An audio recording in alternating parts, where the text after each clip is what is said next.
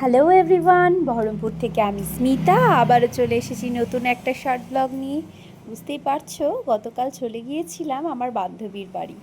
হ্যাঁ, ছিল একটু শর্ট ট্রিপ, কারণ ওদের এক্সাম শেষ হয়ে গেছে, বাড়িতে বসে বসে বোর হচ্ছে। একবার এদিক ওদিক ঘুরতে যাওয়া হচ্ছে ঠিকই, তবে লং ট্যুর এবারের আর কোনো জায়গায় ঠিকানা নেই ঠিক করা। তার জন্যে আমরা টুকটাক প্ল্যান করে চলে যাচ্ছি, এক এক দিন এক এক জায়গায়। তো গতকাল আমরা সকাল সকাল বেরিয়ে পড়েছিলাম আমার বান্ধবীর বাবার বাড়ির উদ্দেশ্যে।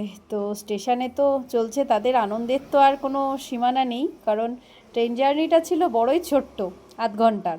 তার মধ্যে ট্রেন প্রায় ফাঁকা, সিট একবার এদিক একবার ওদিক, বসতে বসতে দিন যাচ্ছে। আর পুচকেও আমাদের সঙ্গ দিতে চলে এসেছে। তারপরে ট্রেন জার্নিটা তো দারুণ আনন্দ করে কাটলো, তবে ওদের আধা ঘন্টায় ট্রেন জার্নিটা ভালো পোষায়নি, ওদের আরও লং ট্যুর যেতে হবে। তবে এত ওরা শোরগোল করে, মাথা ধরে যাচ্ছে ওদেরকে নিয়ে যেতে যেতে। তো তারই মাঝে আমরাও একটু আনন্দ করছি, আর এই এর আনন্দের কোনো সীমানা নেই।